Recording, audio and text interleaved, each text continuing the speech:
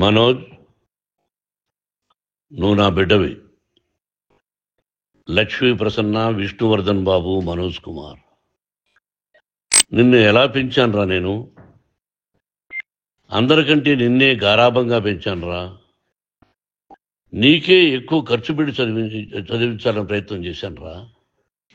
నువ్వు ఏది అడిగినా నేను నీకు ఇచ్చానురా. కానీ ఈ రోజున నువ్వు చేస్తున్న పని బిడ్డల గుండెల మీద తంతారంటారే, అలా తన్నేవరా. మనసు ఆవేదనతో కింగిపోతుందిరా. నేను అందుకే నాకు మా నాన్న దేవుడండి. ఈ రోజైతే ఏదైతే చూస్తున్నారో మా నాన్నని, ఇది మా నాన్న కాదండి. నేను అబద్ధాలు ఆడేవాడిని కాదు. నా గురించి మీరు ఎవరినైనా ఎంక్వైరీ చేసుకోండి, నా ఫ్రెండ్స్ని అడగండి. నాకు చిన్నప్పటి నుంచి ఉన్న స్నేహితులు ఒక్కొక్కరు వేరే వేరే వృత్తిలో ఉన్నారు. వాళ్ళు సొంతంగా కాళ్ళ మీద కష్టపడిన వాళ్ళే అండి. అండ్ నేను కూడా నా సొంతంగానే వచ్చాను, కానీ ఏ రోజు ఇది చేయండి అది చేయండి అని అడిగింది లేదు. అండ్ ప్రతిదీ నేను సాయంత్రం వచ్చి మీకు ఎక్స్ప్లెయిన్ చేస్తాను. నేను మీ అమ్మ ఏడ్చుకుంటున్నావురా. జర్నలిజం ఉన్నది లేనిది, లేనిది ఉన్నట్టు రాస్తున్నారా. నువ్వు నన్ను కొట్టడం ఏంట్రా? నా బిడ్డ నన్ను తాకలా. ఇద్దరం ఘర్షణ పడ్డాం కొన్ని కారణాల వల్ల. ప్రతి ఫ్యామిలీలోనూ ఉంటాయిరా ఇవి. లేనివాడు ఎవరైనా ఉంటే ప్రపంచంలో ఒకరున్నారేమో, 1% ఉంటుందేమో. అటువంటి వాళ్ళ ఇంటికి వెళ్ళి కాళ్ళు గడిగి నిద్ర పూసుకోవచ్చు. భారత భాగవత రామాయణాలు చూశావు కదరా. ఏమిటిది? మీ అమ్మ ఎంత కుమిలిపోతుంది ఈ రోజున హాస్పిటల్ చేరింది. నీ వల్ల హాస్పిటల్ చేరుతాను. మధ్యలో మా అమ్మ నలిగిపోతుంది. మా అమ్మని హాస్పిటల్లో అడ్మిట్ అయ్యారని చెప్పి నేను అబద్ధాలు ఆడారు. హాస్పిటల్కి వెళ్ళి చెక్ చేయించుకుంది అమ్మ. నువ్వు వెళ్ళిపో ఇంట్లో నుంచి, నువ్వు వెళ్ళిపోతే వీడిని చూసుకుంటావు మేమంటే, మేము మంచిగా మాట్లాడి పంపిస్తావు అంటే నమ్మి ఆవిడ 3 రోజుల నుంచి దడదడగా ఉంటే వెళ్ళింది. వెళ్ళమ్మ అంటే ఏజీకి వెళ్ళడం వాస్తవం చూపించుకొని ఇమీడియట్గా మా అన్నింటికి వెళ్ళిపోయి అన్నింట్లో పడుకున్నారు. మీకు ప్రతిదీ తెలుస్తుంది. ఈ రోజుల్లో ఏది దాచలేరు. మరి ఇంత క్యారెక్టర్ అసాసినేషను నేను చేయని దానికి చేశారు అని, నా భార్య వచ్చిన తర్వాత నేను చెడ్డోడినయ్యానని, అదే వాళ్ళ తల్లిదండ్రులు ఉండుంటే గమ్మునుంటారా అండి? ఈరోజు నేను గమ్మునుంటే ఎలా అండి? తనకి తల్లి అయినా తండ్రి అయినా అన్ని నేనే అండి. ఈరోజు తాగుడు కలవాడబడి నువ్వు నీ భార్య ఇంట్లో బిహేవ్ చేస్తున్న విధానం ఆ భగవంతుడు సర్వేశ్వరుడు తెలుసు. భగవంతుడు చూస్తున్నాడు రా. నేను తప్పు చేసినా, నువ్వు తప్పు చేసినా, ఎవరు తప్పు చేసినా. మందు తాగచ్చురా. ఎంత తాగాలి? నేను కూడా 1 or 2 పెగ్స్ తీసుకుంటా. ఇది తప్పు కాదు, జనానికి తెలియాలి. నా డబ్బు ఇది. ఏ తాగి ఎవరిని కొట్లా, తాగి నేను తింటున్నా. అది ప్రజలకు అక్కర్లా. నేను తప్పు చేస్తేనే ప్రజలకు కావాలా. మధ్యాహ్నానికి బానిసే ఎవరిని కొట్టాను సార్? నా పిల్లల్ని కొట్టానా, నా భార్యను కొట్టానా, మా అమ్మని కొట్టానా, మా నాన్నని కొట్టానా? ఇవన్నీ నేను మధ్యాహ్నం బ్యాలెన్సే అందరినీ కొడుతున్నాను, పొన్నాలు కొడుతుంటే సీసీటీవీలు తెప్పిండి సార్. అది దొంగతనం చేసింది నేను కాదు సార్. అది తెప్పిండి సార్ అంతా. అప్పుడు మాట్లాడదాం సార్. మనోజా ఎవరా అని. ఎంత అవకాశం ఇచ్చావు మాట్లాడుకునేదానికి అందరికీ. ఇన్ని సంవత్సరాల్లో మన విద్యాలయాల్లో ఒక్క తల్లి కానీ ఒక తండ్రి కానీ ఏమైనా చెప్పారా? ఆ బిడ్డలు మన బిడ్డలు రా. మీరెంతో నాకు అక్కడ ఉన్నవాడు కూడా నా కూతుర్లు, నా కుమారులు. ఎంతమందికి ఫ్రీ ఎడ్యుకేషన్ ఇస్తున్నావు? వాడి దగ్గర ఏది ఆశించరా. నువ్వు ఎందుకు ఇలా తయారైపోయావు? ఎందుకు ఇంట్లో ఉండే పని వాళ్ళందరినీ కొడుతున్నావు? పనివాడు వాడు పని చేసుకునేదానికి మన ఇంటికి వచ్చాడు రా. ఆ పనివాడిని కొట్టడం చాలా మహాపాపంరా. నేను వేరురా. నేను దండించడం వేరురా. నేనెవరిని ఆ చిన్న వాళ్ళని కొట్టి ఇచ్చేసి చేయలేదురా. నా పిల్లల్ని కొట్టానా, నా భార్యను కొట్టానా, మా అమ్మని కొట్టానా, మా నాన్నని కొట్టానా? ఇవన్నీ నీ మధ్యాహ్నం బ్యాలెన్సే అందరినీ కొడుతున్నాను, పొన్నాలు కొడుతుంటే సీసీటీవీలు తెప్పిండి సార్. అది దొంగతనం చేసింది నేను కాదు సార్. అది తెప్పిండి సార్ అంతా. అప్పుడు మాట్లాడదాం సార్. మనోజా ఎవరా అని. ఇంకైనా నువ్వు నీ భార్య మారి బయట ఉండండి రా అన్నాను నేను. లేదు డాడీ, తప్పు చేయలేని ఒకసారి వచ్చావు, మళ్ళీ తప్పు చేశావు, మళ్ళీ వెళ్ళావు, మళ్ళీ ఈసారి తప్పు చేయనన్నావు. ఏమండి వీడు తప్పు చేయడం అని మీ అమ్మ చెప్పింది. ఇంట్లో పెట్టుకున్నా. మళ్ళీ నువ్వు చేస్తున్నది, ప్రతిరోజు నువ్వు తాగుతున్న విధానం నీకే తెలుసు. ఇది ప్రజలు నమ్ముతారా లేదా అనవసరం నాకు. నేను నీకు చెప్తున్నా, ఇంతటితో పులి స్టాప్ పెట్టాలా. నా భార్య పేరు లాగుతున్నారు, 7 నెలల కూతురు పేరు లాగుతున్నారు.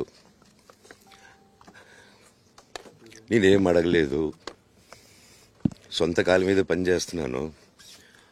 మా ఆవిడ కూడా వాళ్ళ ఇంటి వైపు ఏ డబ్బు తీసుకురాలేదు, వాళ్ళ ఇంట్లోనూ డబ్బు అడగలేదు, నేను అడగలేదు, ఆస్తి అడగలేదు. మా ఆవిడ 7 నెలలు గర్భవతిగా ఉన్నప్పుడు మా నాన్న మీ షోల్డర్ మీద గన్ను పెట్టి కాలుస్తున్నారండి, క్లియర్గా కాలుస్తున్నారు. ఆయన నేను పనులు చేసుకుంటూ అన్ని రకరకాలుగా ఉన్నప్పుడు ఆయన బ్రెయిన్ వాష్ చేసుకొని నా వ్యక్తిగత జీవితంలో బయట పెట్టి నన్ను, నా వ్యక్తిగత జీవితం తప్ప అది కూడా నేనేం తప్పు చేయలేదండి. నేను ప్రేమించిన అమ్మాయిని పెళ్లి చేసుకున్నాను, ఆ అమ్మాయి కోసం పోరాడాను. దాంట్లో తప్పేంటండి నాకు అర్థం కావట్లేదు. గవర్నమెంట్ బిడ్డల్ని గవర్నమెంట్ ఏమిస్తుందో ఇంత పర్సంటేజీ వాళ్ళకు కూడా మీ దగ్గర ఎందుకు డబ్బు తీసుకుంటున్నావు అంటే దానికి అర్థం పరమార్థం చెప్పాము. దొంగతనంగా తీసుకోలేదు, ప్రతి దానికి చెక్కులు ఉన్నాయి, అది అకౌంట్ ఉంది, దానిలో తప్పులు జరిగితే డిపార్ట్మెంట్ ఉంది, కాలేజీలో ఇంకేమైనా తప్పు జరిగితే గవర్నమెంట్ ఉంది. ఇవన్నీ నీకు తెలుసు. ఈ రోజున ప్రపంచంలోనే నెంబర్ 1గా చేయాలని మీ అన్న కష్టపడి ఇతర దేశాల్లో నెంబర్ 1 యూనివర్సిటీ టైఅప్ చేశాడు. ఈ రోజు నువ్వు చేసిన విధానం ఏమిటి? నువ్వే ఒకప్పుడు నాకు ఇవి ఏమొద్దు నేను యాక్టింగ్ అన్నావు. దాంట్లో తప్పేంటండి నాకు అర్థం కావట్లేదు. అండ్ ఈరోజు వచ్చి 10 మందికి నిలబడినప్పుడు నేను చెడ్డోడిని అయిపోయాను. ఎక్కడ సైన్ పెట్టమంటే పెట్టాను, రమ్మంటే వచ్చాను, పొమ్మంటే పోయాను. ఎన్ని సినిమాలు చేయమంటే అన్ని సినిమాలు చేశాను, అన్న కంపెనీల్లో పనిచేశాను, సాంగులు చేశాను, వాళ్ళకి రికార్డింగ్లు చేశాను, ఫైట్ డైరెక్షన్లు చేశాను. ఎంతో గొడ్డులా కష్టపడాను, మనసు పూర్తిగా సంతోషంగా చేశాను. నాకు ₹1 అడిగింది లేదు, ఆశించలేదు.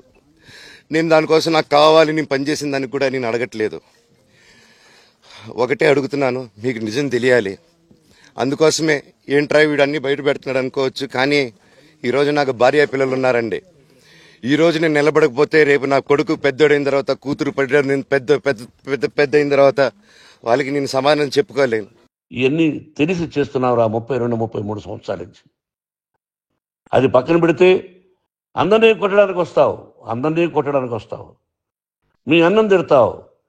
ఒక వ్యక్తి వినయ్ గారని ఆయన వ్యక్తి హెల్ప్ చేయడానికి వస్తే ఆ వినయ్ ఎవరు లజ్జాగుడికి చంపేస్తాను వాడు అన్నావు. ఇవన్నీ ఎంత తప్పురా? అంటే మీ నాన్నగారికి ఎవరు సహాయం చేయడానికి వస్తే వాళ్ళందరినీ లజ్జాగుడుకులు అంటావు, చంపేస్తానంటావు. మీ అన్నను చంపేస్తానన్నావు, చంపరా చూద్దాం మీ అన్న నేనే అన్నా, తాకరా నీ ధైర్యం ఉంటే అన్నా. ఎంతమందిని చంపాలనుకుంటున్నావు, ఎంతమందిని చేయాలనుకుంటున్నావు, నువ్వు ఏం సాధించాలనుకుంటున్నావు? అండ్ నిన్ను ప్రతిదీ నేను కొడుతున్నాను, ఇది చేస్తున్నాను అన్నారు కదా సార్. సీసీటీవీ కెమెరాలు తెప్పిండి సార్. నేను కిరణ్ని, విజయ్ని ఇమ్మీడియట్గా తీసుకొని యాక్షన్ తీసుకోండి, వాళ్ళే దొంగతనం చేశారని చెప్పాను. ఆ కిరణ్ నిన్న మా ఇంట్లో మొన్న చెప్తే నేను చూసుకుంటా అన్నారు. నిన్న మా ఇంట్లోనే తిరిగాడు. మా ఇంట్లోనే తిరిగి మా నానీస్ని బెదిరించి ఒక అమ్మాయి పారిపోయేలాగా చేశారు. నిన్న నా కూతురు బట్టలు ప్యాక్ చేసేదానికి ఇట్లా ప్రయత్నించాడు అతను. అప్పుడు నేను కంగారుగా అప్పుడు డీజీ ఆఫీసులకి వెళ్ళి, భయం వేస్తుందండి పిల్లల జోలికి వెళ్తే, ఎవరికి ఏదు. విజయ్ అనే వ్యక్తి నిన్న అంత చెప్పిన తర్వాత కూడా మా ఇంట్లోనే నన్ను కొట్టేటప్పుడు అతని కారు ఉంది, వెనకాల నుంచి అలా వెళ్ళిపోయారు అందరు ఉండంగానే. మీరు అతని కారు నంబరు, అతని సిగ్నల్ని దయచేసి ట్రాక్ చేయండి. అన్ని కంప్లైంట్లు పెట్టిన తర్వాత కూడా మా ఇంట్లో ఎందుకున్నాడు ఆ దొంగ? మీరు దయచేసి. ఏమిటి నేను చేసిన అన్యాయం? నీకు జన్మనిచ్చాను, అదా నేను చేసిన పాపం. అందుకే ఇది నా ఇల్లు అన్నావు. నువ్వు నీ ఇల్లు కాదు, నీ కష్టార్జితంతో నువ్వు సంపాదించుకున్న ఇల్లు నీది. ఇది నా డబ్బు, నా కష్టార్జితం. నా కష్టార్జితంలో నేను పిలిస్తేనే మీరు ఇంట్లోకి రావాలి. అటువంటిది పోగొట్టుకున్నావు నువ్వు. ఆస్తులు అంటావా, ముగ్గురికి సమానంగా రాయాలా లేదా అది నా ఇష్టం. ఆస్తులు ఇస్తానా, లేకపోతే గంగపాలు చేస్తానా, లేకపోతే ఎవరికైనా దానధర్మాలు చేస్తానా, అది నాకు సంబంధించిందిరా, నా కష్టార్జితం రా. మీరు చేస్తున్న విధానం గుణగణాలు కావాలరా. ఎవరికి కరెక్ట్ కాదు. ఇన్నాళ్ళు గమ్మునున్నాను ఓకే, కానీ వాళ్ళ నాన్న ఆస్తుల కోసం కొట్లాడుతున్నాడా, మంచి కోసం నిలబడుతున్నాడా అనేది ఈరోజు మీకు సాయంత్రం వచ్చిన ప్రూఫ్స్ అన్ని వదులుతాను. మా నాన్న మీద గన్ను పెట్టి కాల్చే వినయ్కి, మా అన్నకి సాయంత్రం ప్రతిదీ చెప్తాను. ఈ రోజున మీరు రాస్తున్న విధానం, నా బిడ్డ నన్ను కొట్టాడన్నారు, ఎంత తప్పు.